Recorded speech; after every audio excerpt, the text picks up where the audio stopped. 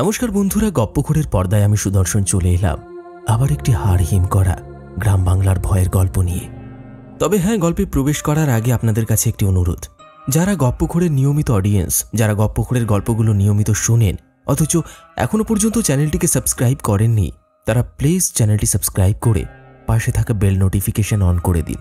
কারণ একের পর এক সব দুর্দান্ত গল্পের সমাহার নিয়ে আমি সুদর্শন হাজির হই প্রত্যেক সপ্তাহের আপনার আমার গল্পে গল্পে আড্ডাটা জমিয়ে তুলতে। তাই আর দেরি নয়, ঝটপট চ্যানেলটি সাবস্ক্রাইব করুন এবং ভালো লাগলে অবশ্যই লাইক, কমেন্ট, শেয়ার করবেন। আজ আপনি শুনবেন সুলেখিকা সঞ্চারী ভট্টাচার্য বিরচিত একটি অনবদ্য ভয়ের গল্প, বটতলার ভয়। গল্পটি শুরু থেকে শেষ পর্যন্ত শোনার অনুরোধ রইল। আশা করছি এই গল্পটি আপনাদের ভীষণ ভালো লাগবে। আজ আমার সঙ্গে বিভিন্ন কণ্ঠে থাকছেন সুপমা, বর্ণালী এবং সঙ্গীতা। তাহলে চলুন সময় নষ্ট না করে সরাসরি প্রবেশ করি আজকের গল্পে। শুরু হচ্ছে বটতলার ভয়।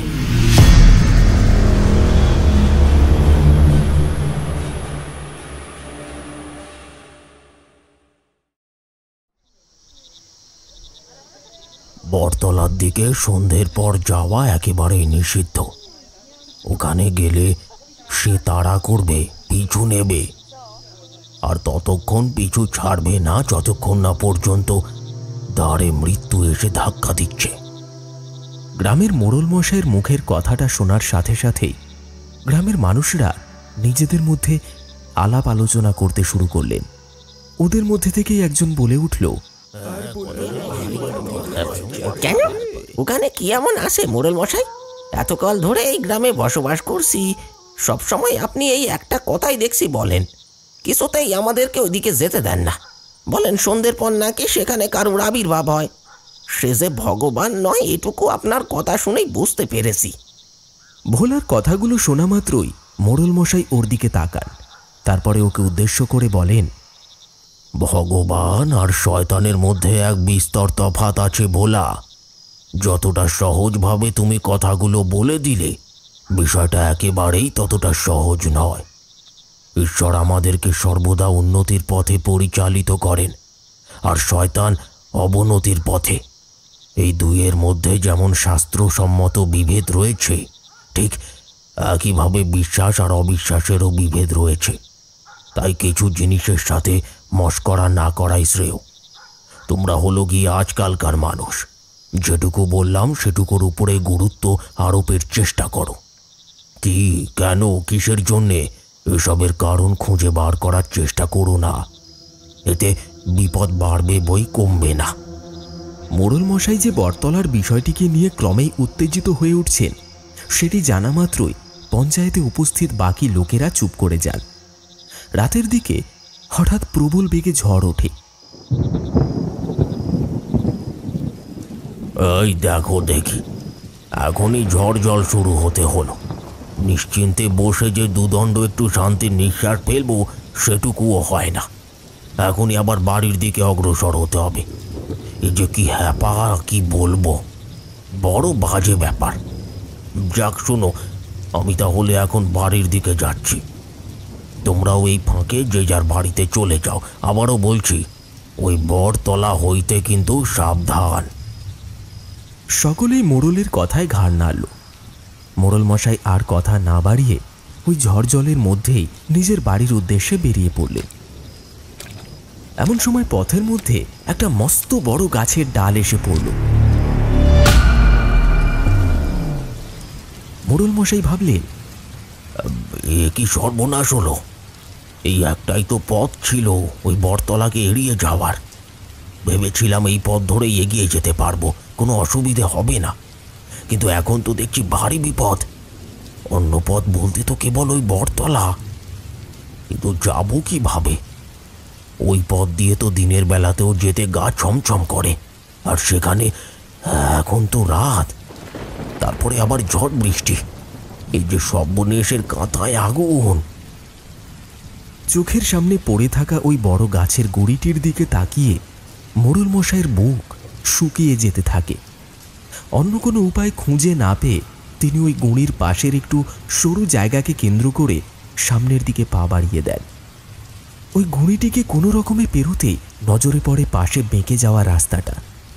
গাছের গুঁড়িটি এমনভাবে রাস্তার উপর আটকে পড়েছিল যেন মনে হচ্ছিল সে ওই পাশের ওই বেঁকে যাওয়া রাস্তাটাকে ধরতেই বাধ্য করছে।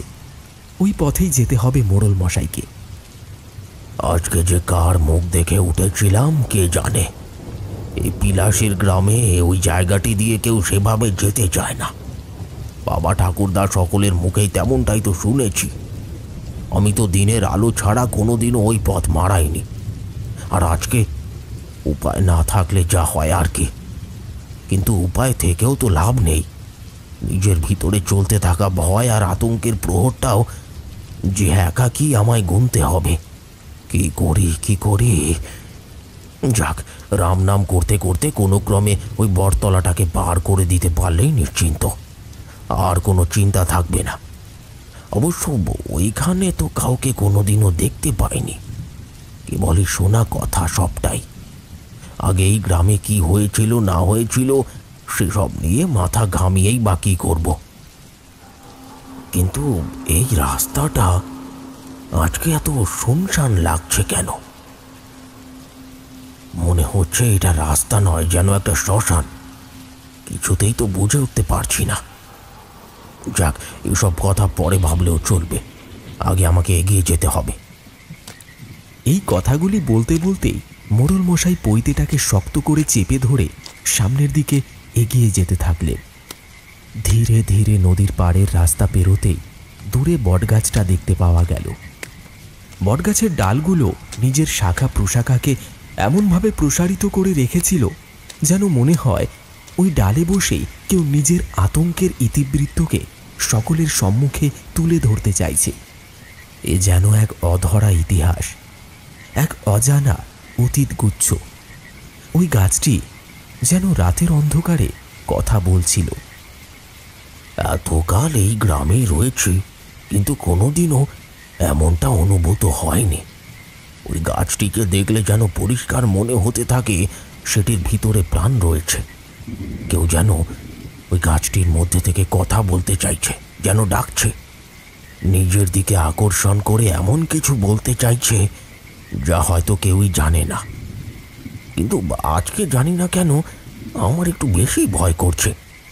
এই পথ ধরে আমি কিছুতেই এগিয়ে যেতে পারছি না। সবসময় মনের মধ্যে একটা আলগা ভয় কাজ করেই চলেছে। রাম রাম রাম রাম রাম রাম রাম রাম রাম রাম রাম রাম। ভয় পেলে চলবে না, আমাকে তো এগোতেই হবে। রাম রাম রাম। এমন সময় জোরে জোরে হাওয়া বইতে শুরু করলো। মোড়ল মশাই সামনের দিকে এগোতেই থমকে দাঁড়িয়ে পড়লেন। দেখলেন বটগাছের ডালে বসে কেউ যেন পা দোলাচ্ছে। একটা মৃদু গানের সুর ভেসে আসছে তার কণ্ঠে।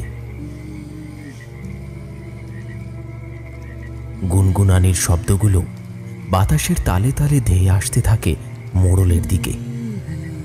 ওদিকে যাওয়াটা কি ঠিক হবে? ঝড়টা একটু কমলে কি ওদিকে যাব?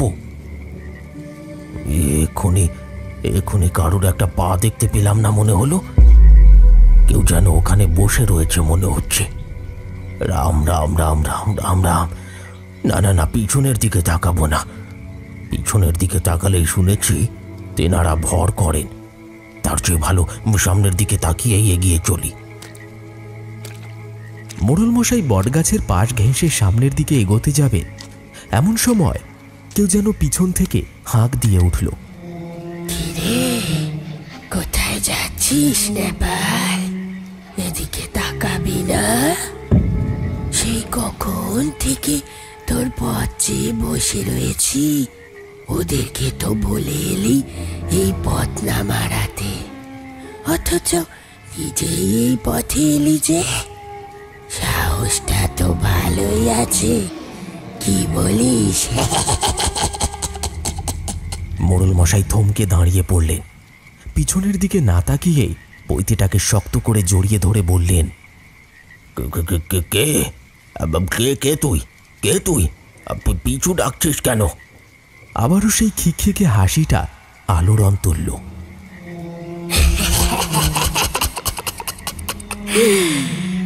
আমি যেই হই না কেন বেঁচে নেই, এইটুকু মনে রাখিস।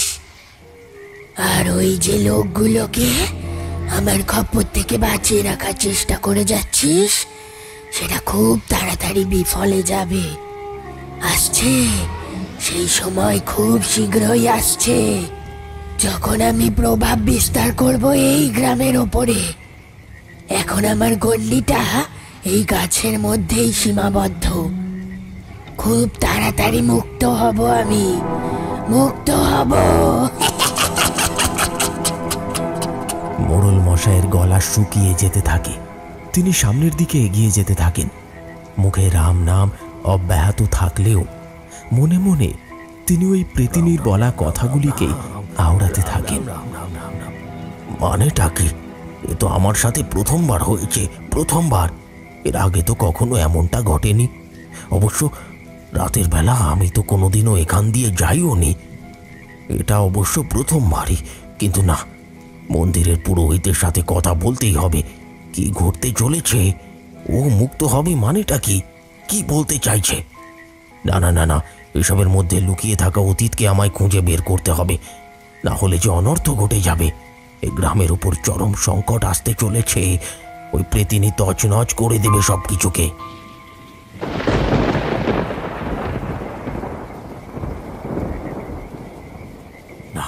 মোড়ল মশাই তাড়াতাড়ি করে বাড়িতে এসে প্রবেশ করতেই মেঝের উপর পড়ে যান। তার স্ত্রী নির্মলা দৌড়ে এসে দাঁড়ায় তার সামনে। না না না, এ কি হয়েছে তোমার? কি হয়েছেটা কি? কি গো, তুমি এরকম করছো কেন? তোমার শরীরটা এমন তর দেখাচ্ছে কেন বলো তো? কেমন যেন রক্ত শূন্য এমনটা হচ্ছে কেন? কি গো? মোড়ল মশাই কোনো কথা বলতে পারেন না। ওনার হাত পা ঠক ঠক করে কাঁপতে থাকে। উনি হাত দেখিয়ে ইশারা করে কিছু একটা বলবার চেষ্টা করতে থাকেন, কিন্তু তার আগেই তিনি জ্ঞান হারিয়ে ফেলেন।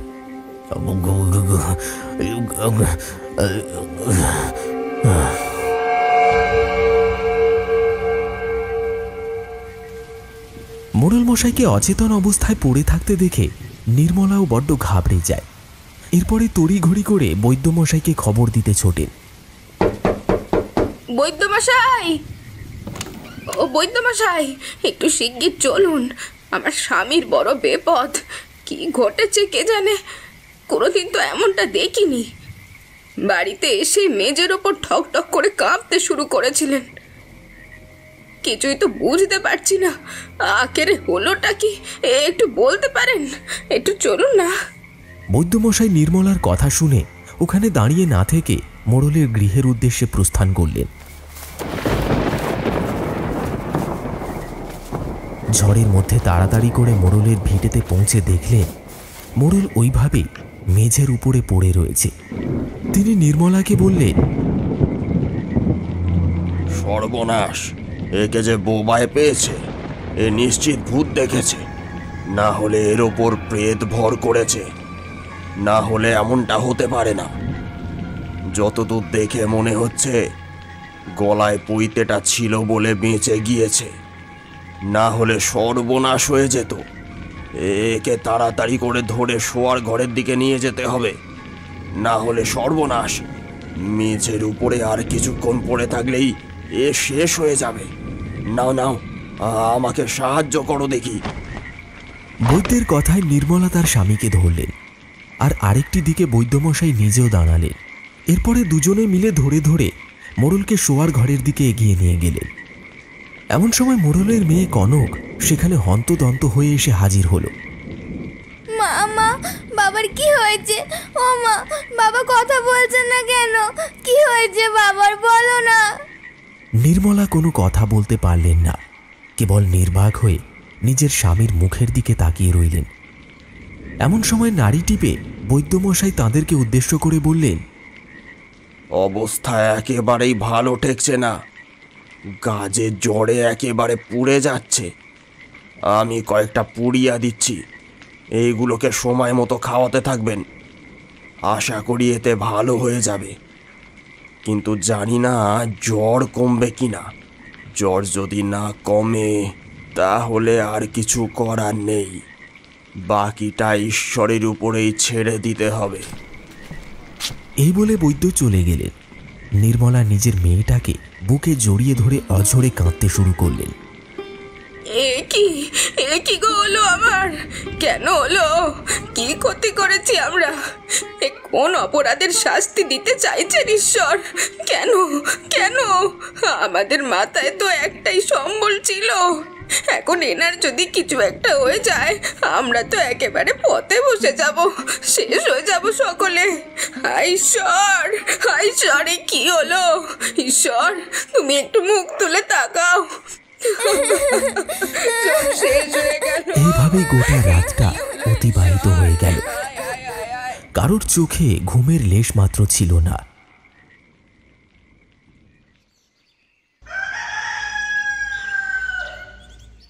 ভোর হওয়ার পরেও মোড়ল মশাইয়ের দেহটা ওইভাবেই বিছানার উপর পড়ে রইল। কোনো সারা শব্দ নেই। এমন সময় নির্মলা স্বামীর নাকের কাছে হাত নিয়ে গিয়ে শ্বাস পড়ছে কিনা দেখতে লাগলেন। নিঃশ্বাস তো পড়ছে, তবে জানি না এরপর কি ঘটবে। জ্বরে যে একেবারে গাটা পুড়ে যাচ্ছে। কি গো, চোখটা খোলো না গো। কি গো, চোখটা খুলছো না কেন? কি হলো গো তোমার? চোখটা তো একটু খুলবে। কি গো? এমন সময় হঠাৎ মোড়ল মশাইয়ের দেহটা পুনরায় কাঁপতে শুরু করলো। তিনি চোখ খুললেন, আর তারপরেই নির্মলার হাতটা শক্ত করে চেপে ধরে বিড়বিড় করে বলতে থাকলেন, ওই বটগাছটা নির্মলা, বটগাছে আছে সে, আমি দেখেছি। সে আছে, সে শেষ করে দেবে সকলকে, শেষ করে দেবে। নির্মলা স্বামীর জড়িয়ে জড়িয়ে বলা কথাগুলি কিছুই বুঝতে পারলেন না। কি বলছো বলো তো, একটু পরিষ্কার করে বলবে কি? আমি তো কিছুই বুঝতে পারছি না। কে বটগাছে কে রয়েছে? কে আসবে? কে মুক্তি পাবে? হে ঈশ্বর, এ কি হলো গো? এ কি তোমার মুখ দিয়ে রক্ত বেরোচ্ছে কেন? কি হচ্ছে সব? কি হচ্ছে? কি হচ্ছে নাকি তোমার? মোড়ল আবারও জড়িয়ে জড়িয়ে কথাগুলো বলতে যাবেন, এমন সময় দমটা আটকে আসলো। শেষ কয়েকটা শব্দ বলেই তিনি পরলোক গমন করলেন। আছে আছে আছে সে আসছে, যে এবারে মুক্ত হবে। তোমরা সব। কথাটা আর শেষ করতে পারলেন না তিনি। তার আগেই তার প্রাণবায়ুটা শরীর ত্যাগ করে অন্যত্র কোথাও চলে গেল। নির্মলা স্বামীর বুকের উপর মাথা রেখে হাউ মাউ করে কাঁদতে শুরু করলেন। হে ভগবান, আমার সব শেষ হয়ে গেল, আমার সব শেষ হয়ে গেল। এ ঠাকুর, আমার সব শেষ হয়ে গেল। ঈশ্বর, কি করলে? তুমি কি করলে? মানুষটাকে এভাবে কেড়ে নিলে। মানুষটা কি ক্ষতি করেছিল গো? সে তো কারুর কোনো ক্ষতি করেনি। কি গো, কই গো, কথা বলো না গো। কি গো, কিছু তো বললে না। কি হয়ে গেল? আমার কি ক্ষতি হয়ে গেল গো? কি ক্ষতি হলো গো? পাশে দাঁড়িয়ে মেয়েটিও কাঁদতে থাকলো। এরপরে ধীরে ধীরে গ্রামের সকলের কাছেই মোড়লের পরলোক গমনের খবরটা পৌঁছে গেল। সকলেই শুনে একেবারে অবাক হয়ে গেলেন। মোড়লের মুখে শোনা ওই বটগাছের ব্যাপারটা সকলেই আন্দাজ করতে পারল। সেদিনকে মোড়ল মশাই যে ওই বটগাছের তলা দিয়েই বাড়ি ফিরেছিলেন, এই বিষয়টি সম্পর্কে অনেকেই নিশ্চিত ছিল। নির্মলা গ্রামের পুরোহিতের কাছে গিয়ে গোটা বিষয়টা জানালেন, কিন্তু পুরোহিত সবটা শুনেও কোনো নির্দিষ্ট বিধান দিতে পারলেন না। কেবল বললেন, আমিও ঠিক আন্দাজ করতে পারছি না ওখানে যে ঠিক কি ঘটেছিল। এই ব্যাপারটা আমিও জানি না, আর আপনার মুখ থেকে যেটুকু শুনলাম তাতে করে তো কোনো কিছু সেইভাবে পরিষ্কার হলো না। জানি না আগামীতে কি ঘটবে। আমাদেরকে মোড়ল মশাইয়ের দেহটির দাহ সংস্কারের ব্যবস্থা করতে হবে। মনে হচ্ছে ওনার অপঘাতেই মৃত্যু হয়েছে। এই মৃত্যু কোনোভাবেই স্বাভাবিক হতে পারে না। আমাদেরকে যত শীঘ্র সম্ভব ওনার দাহক্রিয়া সম্পন্ন করতে হবে। আসুন আসুন, তাড়াতাড়ি শ্মশানের দিকে চলুন।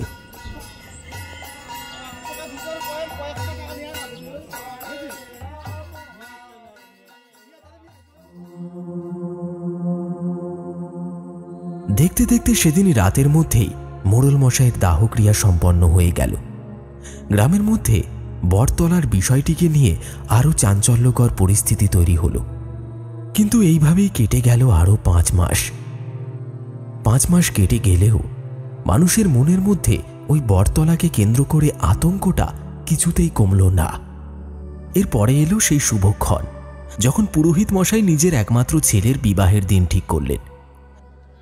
মাঘ মাসের শুভ দিনে তিনি নিজের একমাত্র ছেলে শুভঙ্করের সাথে মীনাক্ষীর বিবাহের কাজ সম্পন্ন করলেন।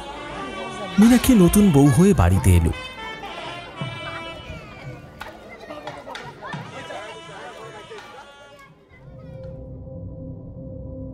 বাড়িতে আসতে না আসতে পুরোহিত মশাই তাকে ওই বটতলার বিষয়ে সবটাই গুছিয়ে বললেন। সন্ধ্যের পর যে সেখানে যাওয়া একেবারেই নিষিদ্ধ, এই বিষয়টি সম্পর্কেও তিনি মীনাক্ষীকে স্পষ্টভাবেই জানালেন। মীনাক্ষী মন দিয়ে সব কথা শুনলেও সে ছিল একটু ডাকাবুকো স্বভাবের, তাই মুখে না স্বীকার করলেও ভূত প্রেতের প্রতি তার তেমন একটা বিশ্বাস ছিল না বললেই চলে। সে তার শ্বশুরের ভিটেতে কাউকেই এই বিষয়টি জানতে দিল না। তবে এক ঝড়জলের রাতে ঘটল এক বিপত্তি। শীতকালের রাতে ঝড় উঠেছে দেখে গ্রামের মানুষরা সকলেই সেটিকে অশনির সংকেত হিসেবে ধরে বসলেন। মীনাক্ষীর হাতেই ছিল ছাগল সামলানোর দায়িত্ব। পুরোহিত মশাইয়ের পোষা ছাগলটি বাঁধা থাকত বাড়ির চৌহদ্দিতে। ওই ঝড়ের রাতেই সেটি দড়ি ছিঁড়ে দৌড়তে শুরু করল, আর মীনাক্ষীও তাকে ধাওয়া করতে লাগল। রাত তখন প্রায় 2টো। সেদিন রাতে কিছুতেই মীনাক্ষী 2 চোখের পাতা বন্ধ করতে পারছিল না। বারবারই তার মনে হচ্ছিল কেউ যেন তাকে আহ্বান করছে, কিন্তু কে সে? কে ডেকে নিয়ে যাচ্ছে তাকে? গ্রামের পথ ধরে ওই ছাগলটির পিছনে ধাওয়া করতে করতে মীনাক্ষীর নজরে পড়তে থাকলো ওই গ্রাম। সেখানকার পরিবেশটির সাথে নিজের অতীতের এক অনন্য মিল খুঁজে বার করতে লাগলো মীনাক্ষী। তার মনে হতে লাগলো ওই জায়গাটি তার খুব চেনা। সে এখানে প্রথমবার আসেনি, এর পূর্বেও সে এখানে এসেছে। এই পথ ঘাট তার খুব চেনা। মাঝে মাঝে স্মৃতি বিজড়িত কয়েকটি কথা তার মনে পড়ে যেতে শুরু করলো, কিন্তু ক্ষণিকের মধ্যেই সেগুলো আবার মনোপট থেকে গায়েব হয়ে যেতে থাকলো। মীনাক্ষী কোনো কিছুই ঠিকভাবে আন্দাজ করতে পারল না। সে কেবলমাত্র ওই ছাগলটিকে ধরবার জন্য দৌড়ে চলল। দৌড়তে দৌড়তে সে এসে হাজির হলো ওই বটগাছটির সামনে। সে দেখল ওই বটগাছটির ডালপালাগুলি হাওয়ায় দুলছে, শন শন করে বয়ে চলেছে হাওয়া। কিছু ঘটনা যেন তার দৃশ্যপটে ভেসে উঠে আবার যেন কোথাও একটা গায়েব হয়ে যেতে শুরু করলো। এমন কেন মনে হচ্ছে? এই বটগাছটাকে আমি আগেও দেখেছি। মনে হচ্ছে যেন আমি এই গাছটাকে কেন্দ্র করে খেলাও করেছি। লুকোচুরি খেলতাম আমি, আমার সাথে ছিল আরও অনেকে। কিন্তু কিন্তু কিভাবে সম্ভব? আমি তো কোনোদিনও এখানে আসিনি। তাহলে এমনটা কিভাবে মনে হতে পারে? এইগুলো সবই বোধহয় আমার মনের ভুল। কিন্তু না, আমার তো দিব্যি মনে হচ্ছে যে আমি নিজেকেই দেখতে পাচ্ছি। ওই তো সেই জায়গাটা। কিন্তু না, ভুলে যাচ্ছি যে এসব কি হচ্ছে আমার সাথে। অবশেষে মীনাক্ষী ওই ছাগলটিকে বটতলায় খুঁজে পায়। দাঁড়া বেটা, কি ভেবেছিস আমাকে বিপদে ফেলবি? এইবার ধরেছি বেটাকে। চল চল, শিগগিরই চল। কথাটা বলতে গিয়ে হঠাৎ একটা চকচকে বস্তুর দিকে নজর পড়ে মীনাক্ষী। ওইটা কি? ওইখানে যেন কি একটা চকচক করছে। মীনাক্ষী সেই বস্তুটিকে লক্ষ্য করে এগিয়ে যায়। এ কি? এটা তো একটা পাথরের মতন লাগছে, লাল রঙের পাথর। কিন্তু পাথরটা কার? এটা দেখে তো মনে হচ্ছে এটা বড়ই মূল্যবান পাথর। এত দামি পাথরটা কে এখানে এভাবে ফেলে রেখে চলে গেছে? এমন সময় বটগাছের সব থেকে বড় ডালটা কেঁপে ওঠে। আরেকটি কালো ধোঁয়া এগিয়ে আসতে থাকে মীনাক্ষীকে লক্ষ্য করে। সে দেখে এক নারী মূর্তি এসে দাঁড়িয়েছে ঠিক তার সামনে, যার মুখ থেকে রক্ত ঝরে পড়ছে, শরীরটা একেবারেই বিধ্বস্ত। কি সর্বনাশ! এই যে একেবারে আমার মতনই দেখতে। কে তুমি? কে? আমি কি করে এখানে আসতে পারি? এই যে আমি নিজেকেই নিজে দেখছি। না না, এমনটা হতে পারে না, কিছুতেই না। ভয়তে কাঁকিয়ে ওঠে মীনাক্ষী, আর সেই ছায়ামূর্তি খিক খিক করে হাসতে থাকে। অট্টহাসির শব্দে ফেটে পড়তে থাকে চারিদিক। আকাশে মেঘ গর্জে ওঠে। দৌড়তে শুরু করে দেয় মীনাক্ষী।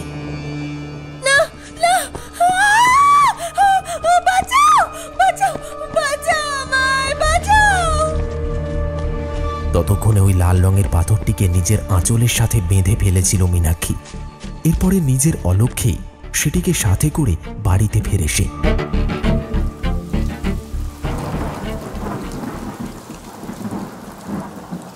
ছাগলটাকে বাড়ির দাওয়ায় বেঁধে দৌড়ে ঘরে ঢুকে ঘরের দরজাখানা বন্ধ করে দেয়। খাটের দিকে নজর পড়তেই দেখে শুভঙ্কর ঘুমিয়ে রয়েছে। সে আর কোনো কথা না বাড়িয়ে তার স্বামীর পাশে গিয়ে শুয়ে পড়ে। কিন্তু সে জানতেও পারে না এই ঘটনাটির মধ্যে দিয়েই মুক্তি পেয়ে যায় সেই দুরাত্মা। প্রতিটি রহস্য যে অতীতের খাতাতেই লুকিয়েছিল, এক অবশিষ্ট অবয়বের মতো সেটি ধাওয়া করতে শুরু করে মীনাক্ষীর। আসন্ন সময় যেন আরো ভয়াবহতার সৃষ্টি করতে থাকে তার জীবনে।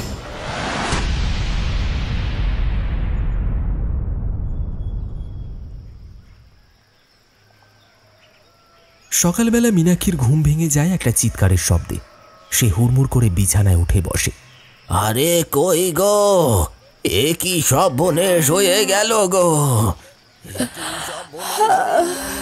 কি হয়েছে শুভঙ্কর? বাবার গলা না? আরে বাবা, দেখো না কি হয়েছে।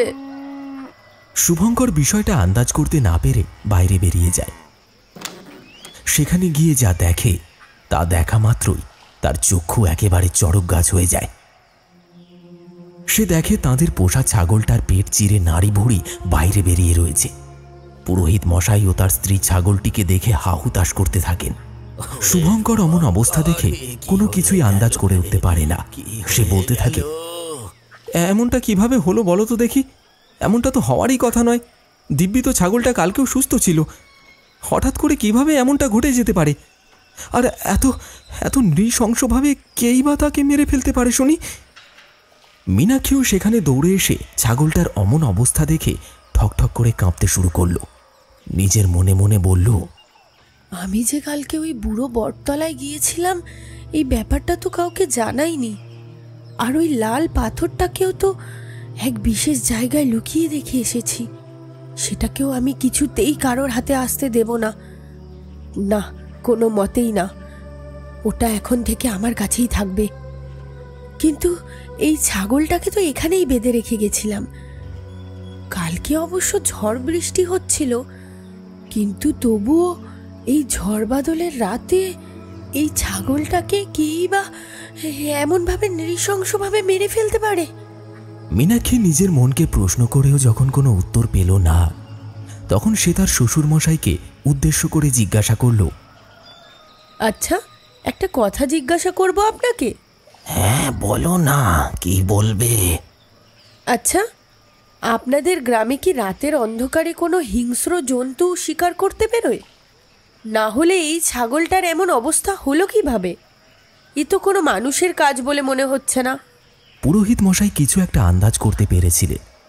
ওই কাজটা যে কোনো একটা অশনির সংকেতকে বহন করে নিয়ে এসেছে, এই বিষয়টি আন্দাজ করতে পেরে তিনি বলে উঠলেন, এ কাজ কোনো সাধারণ মানুষের নয়, আবার কোনো জন্তুরও নয়।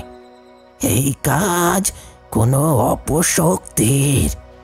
সেই কাজ করেছে, সেই অপশক্তি মুক্ত হয়ে গিয়েছে, এ বিষয়ে আমি নিশ্চিত। মোড়লের মৃত্যুর সময় ওর স্ত্রী ওর মুখে এই কথাটি শুনেছিল। ওই অপশক্তি নাকি খুব তাড়াতাড়ি নিজের মুক্তির পথ নিজেই খুঁজে নেবে। এখন তো মনে হচ্ছে সেটাই ঘটছে, কারণ কেউ যদি এই জন্তুটাকে খাওয়ার চেষ্টা করত তাহলে সবটাই খেয়ে নিত, কিন্তু তা করেনি। কেউ এই জন্তুটাকে চিঁড়ে চিঁড়ে খাওয়ার চেষ্টা করেছে, আর ঠিক সেই কারণেই এই পরিণতি ঘটেছে। এ কোনো সাধারণ বিষয় হতেই পারে না। এখন তাহলে এর থেকে বাঁচার উপায় কি? পুরোহিত মশাই অনেক ভেবেচিন্তে বললেন, সে ব্যাপারে আমার ধারণা একেবারেই খুব কম। আমি ঈশ্বরের ভক্ত। ঈশ্বর ভক্তি আমার একমাত্র মার্গ। আমি সেই পথেই অগ্রসর হয়ে এসেছি। আজীবন আমি সেইভাবেই থাকবার চেষ্টা করব। কিন্তু কি করতে পারি? এরপরেও যখন আমার নিয়তি আমাকে এই পথেই টেনে নিয়ে আসার চেষ্টা করে যাচ্ছে, তখন আমাকে এই পথেই অগ্রসর হতে হবে। ওই বট গাছটাই হলো গিয়ে যত নষ্টের গোড়া, ওটাকেই কেটে ফেলতে হবে। এত কাল ধরে ওখানে আটকে থাকা ওই প্রেতিনী আমাদের সকলের সর্বনাশ করে চলেছে। গায়ের মানুষরা সন্ধ্যের পরে কেউ আর ওই পথে এগোতেই সাহস পায় না। এ কি কোনো সাধারণ ব্যাপার হতে পারে নাকি? কোনো মতেই নয়, কিছুতেই এমনটা হতে দেওয়া যায় না। আমাকে ওই গাছটাকে কেটে ফেলতে হবে, আর সেই সঙ্গে ওই গাছটির অস্তিত্বকেও নষ্ট করে ফেলতে হবে। এই কাজ আমার একার পক্ষে করাটা একেবারেই সম্ভব হবে না। এই কাজের জন্য প্রয়োজন পড়বে এক তান্ত্রিকের, আর আমার নজরে একজনই আছেন যিনি এই কাজ করতে পারবেন। শুভঙ্কর তার বাবাকে জিজ্ঞাসা করে ওঠে, কে সে বাবা? এতকাল তো গ্রামে যত বিপত্তি এসেছে তাদের সমাধান তোমার হাতেই ঘটেছে, কিন্তু এখন কার সাহায্যের প্রার্থনা করতে যাচ্ছ তুমি? আছেন একজন। গ্রামের শ্মশানে শ্মশানে ঘুরে বেড়ান তিনি। আমি আজকেই একবার তার খোঁজ নিতে যাব। যদি তার সাথে সাক্ষাৎ ঘটে যায় তাহলে আমি তার সাথে এই বিষয়ে কথা বলবো। যদি পারেন তাহলে একমাত্র তিনিই পারবেন এই বিপদের হাত থেকে আমাদের বাঁচাতে। সেই দিনটা ওইভাবেই অতিবাহিত হয়ে গেল। মরা ছাগলের দেহটিকে নিয়ে গিয়ে নদীর চরে পুঁতে দিয়ে এলেন পুরোহিত। তারপর রাত নামল। মনের মধ্যে ভয় আর আশঙ্কাটাও সমানভাবে কাজ করতে শুরু করল। আমাকে তো যেতে হবে, একা যাওয়াটা কি ঠিক হবে? না না না না, কাউকে সাথে করে না নিয়ে যাওয়াই বরং ভালো। এতে বিপদের সম্ভাবনা আরো বেড়ে যাবে। তার চেয়ে বরং একাই যাই। যা হওয়ার তা তো হবেই। কাউকে দিয়ে কি বিপদ রোধ করতে পারা যায়? একেবারেই নয়। এই কথা আওড়াতে আওড়াতে পুরোহিত মশাই একটু রাতের দিকে শ্মশানের উদ্দেশ্যে এগিয়ে গেলেন। পথে যেতে যেতেই হঠাৎ করেই একটা দমকা হাওয়ার রেশ তার শরীরকে স্পর্শ করে কোথায় যেন গায়েব হয়ে গেল। প্রতিটি মুহূর্তে তার মনে হতে থাকল কিছু যেন একটা ঘটে যেতে চলেছে, কিন্তু কি সেটাই তিনি আন্দাজ করে উঠতে পারলেন না। এ কি, আমার হঠাৎ করে এমন অস্বস্তি হচ্ছে কেন? মনে হচ্ছে কেন যে কিছু একটা খারাপ ঘটতে চলেছে, কিন্তু কিন্তু কি ঘটতে চলেছে? বারবার তার মনে হচ্ছে কেউ যেন তার পিছু করছে, কেউ যেন তাকে কিছু একটা বলতে চাইছে, অথচ সে কিছুই আন্দাজ করতে পারছে না। কিন্তু কেউ তো একটা অতি অবশ্যই রয়েছে তার আশেপাশে, কিন্তু সে কে? এমন সময় আবার সেই হাওয়ার রেশটা যেন ধীরে ধীরে তার দিকে ধেয়ে আসতে শুরু করলো। কিরে পুরোহিত, কোথায় পালাচ্ছিস? এখন কিন্তু তুই আর একা নেই, আমিও আছি তোর সাথে। চাইলে এখনই তোর ঘাটটা মোটকে সবটুকু রক্ত শুষে নিতে পারি। কিছুই করতে পারবি না তুই, মনে রাখিস। পিছনের দিকে ফিরে তাকানোর সাহসটুকুও তিনি পেলেন না। তিনি নিজের মনকেই প্রশ্ন করতে শুরু করলেন, হঠাৎ করে এসব কি হলো? কেনই বা হলো? কিছু তো একটা গন্ডগোল অবশ্যই রয়েছে। কে রয়েছে তার পিছনে? রাম রাম রাম রাম রাম রাম, আমি জানি ওই প্রেতিনী এখন নির্ঘাত মুক্ত, কিন্তু কিভাবে মুক্ত হলো সে? এতকাল সে ওই গাছটিকে আশ্রয় করে বসেছিল। এবারে সে যে কোনো মানুষের ক্ষতি করতে পারবে, যে কোনো মানুষকে শেষ করে ফেলতে পারবে। না না না না, কিছুতেই না, পা চালিয়ে আমাকে যেতে হবে, এগোতে হবে। ওই বৃদ্ধ বয়সেও কোনো মতে পুরোহিত দৌড়তে শুরু করলো, আর সেই সাথে জোরালো অট্টহাসির শব্দটা যেন স্থান থেকে স্থানান্তরে ছড়িয়ে পড়তে লাগলো।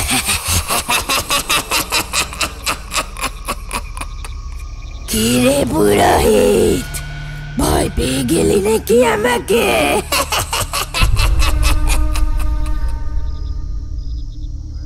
আমার তো মনে হচ্ছে তুই ভয় পেয়ে গেছিস আমাকে। তা আমাকে ভয় পেলি কেন রে?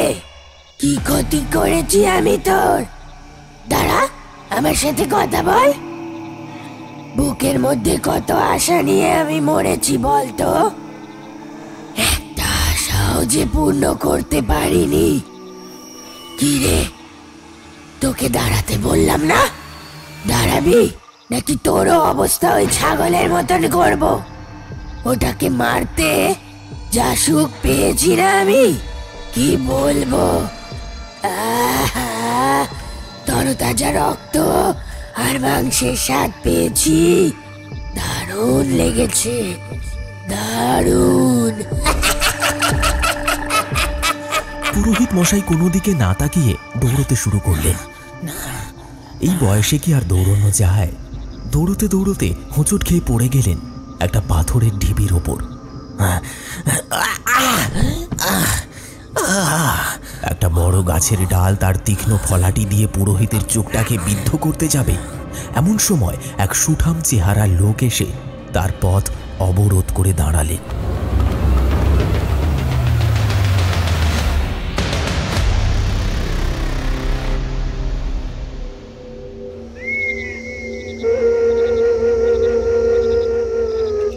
ওই লোকটির দিকে তাকাতেই চমকে উঠলেন পুরোহিত।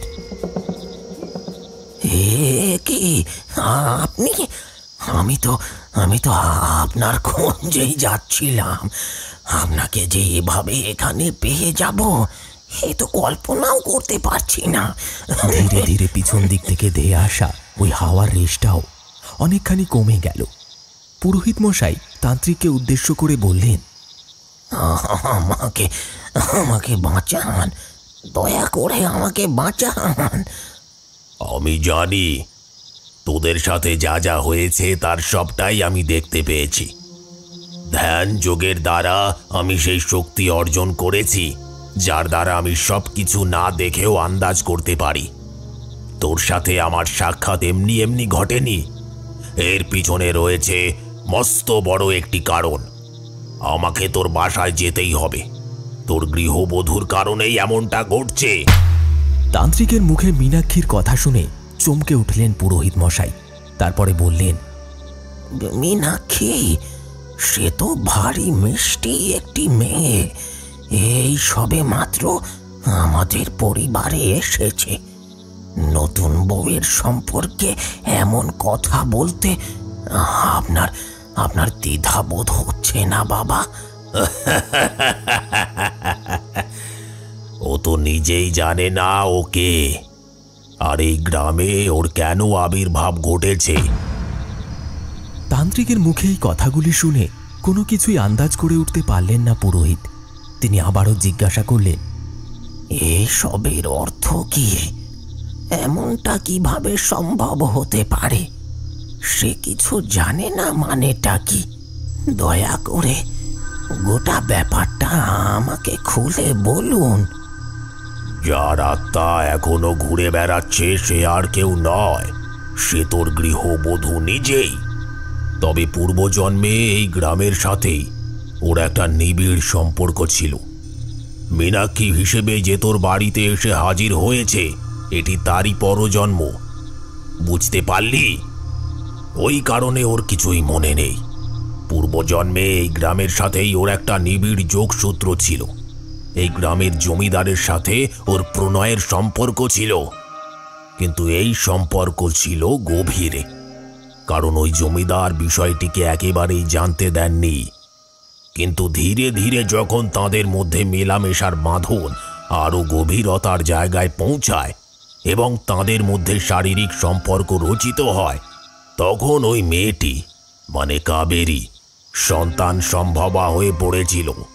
সে জমিদারকে তাকে বিবাহ করে ঘরে নিয়ে যাওয়ার কথা বলে, কিন্তু সেই সময় সে জমিদারের আসল চেহারাটি দেখতে পায়। জমিদার তাকে অস্বীকার করে। এই বিষয়টি কাবেরী কিছুতেই মেনে নিতে পারেনি। জমিদার ওর মন ভোলানোর জন্য ওকে একটি লাল পাথরের আংটি দিয়েছিল। আংটির পাথরটি ছিল বেশ বড়, ওটি কাবেরীর খুব কাছেই ছিল।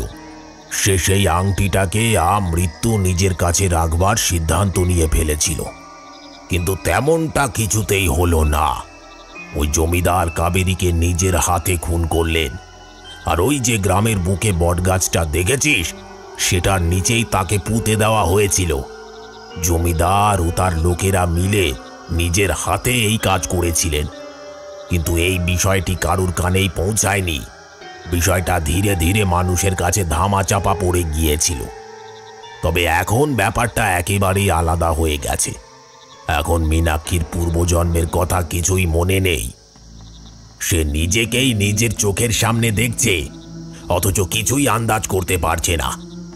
একবার যদি পূর্বজন্মের বিদেহী আত্মা এই জন্মে মীনাক্ষীর শরীর পেয়ে যায়, তাহলে আত্মার পূর্ণতা সম্পূর্ণ হয়ে যাবে আর কাবেরী নিজের শক্তি ফিরে পাবে।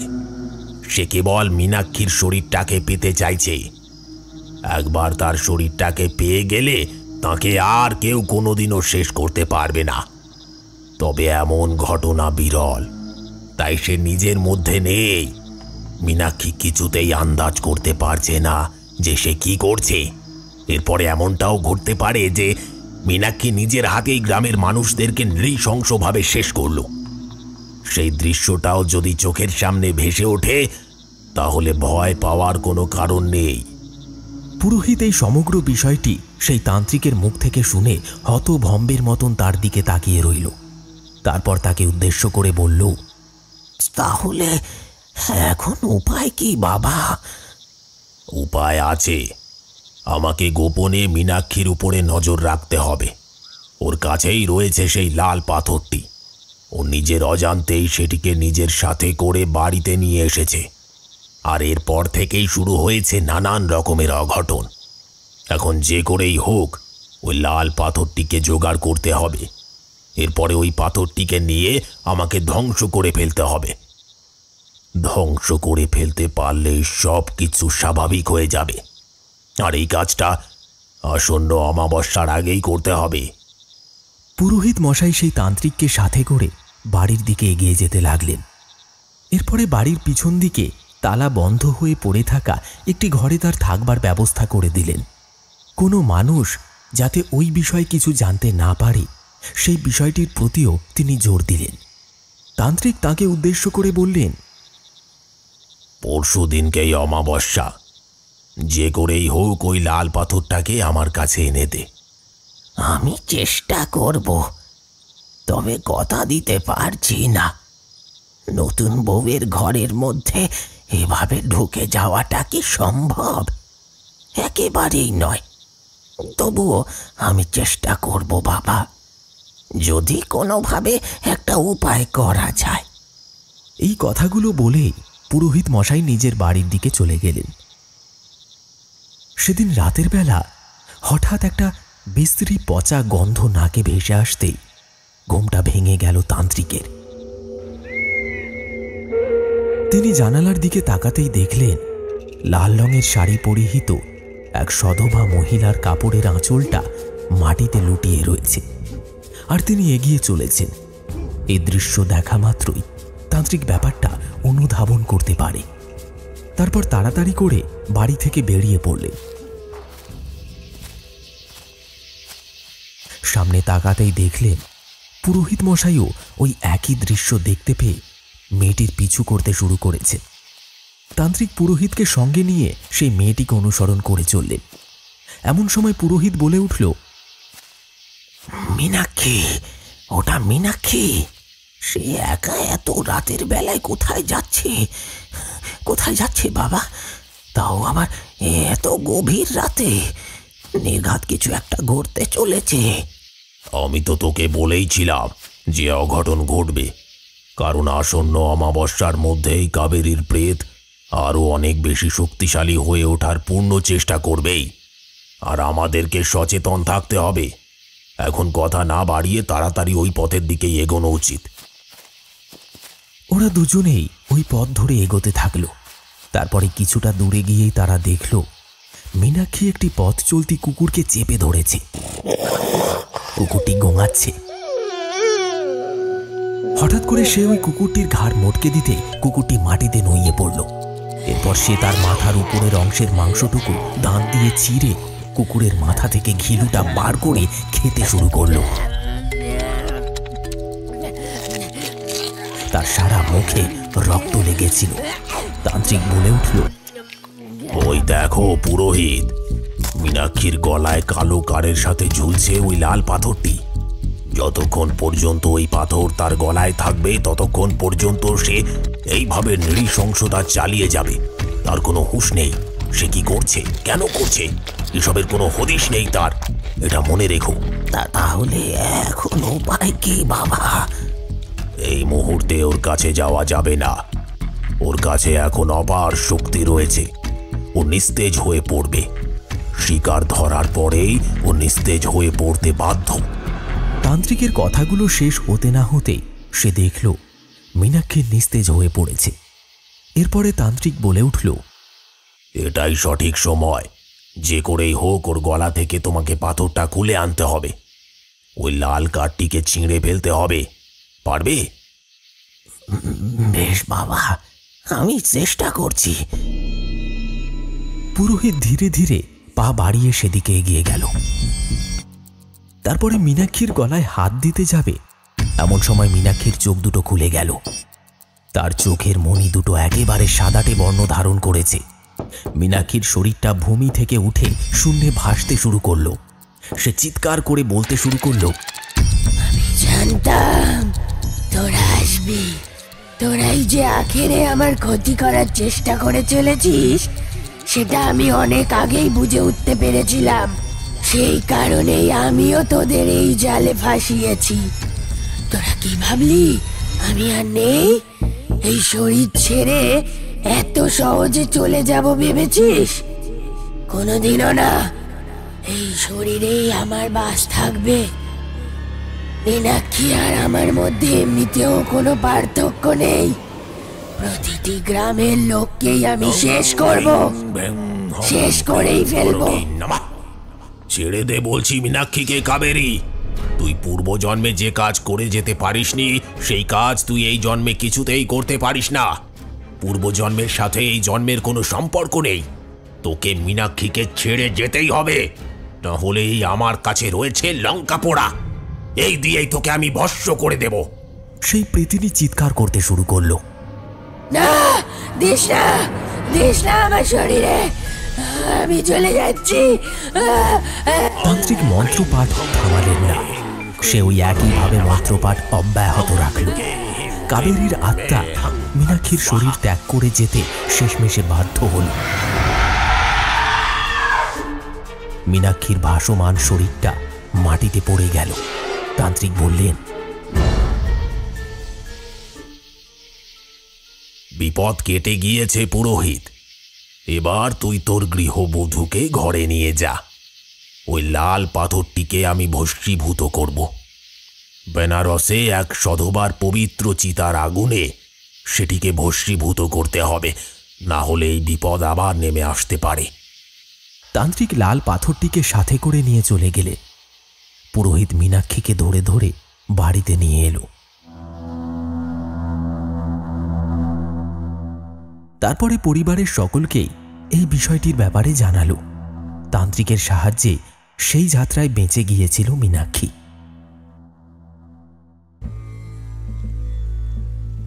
শুনলেন বটতলার ভয়। এই গল্পটি যদি আপনার ভালো লাগে তাহলে লাইক, কমেন্ট আর শেয়ার করতে ভুলবেন না। আসছি পরবর্তী এপিসোডে আরও একটি ভয়াল ভৌতিক কাহিনীর সাথে। ততক্ষণের জন্য সঙ্গে থাকুন।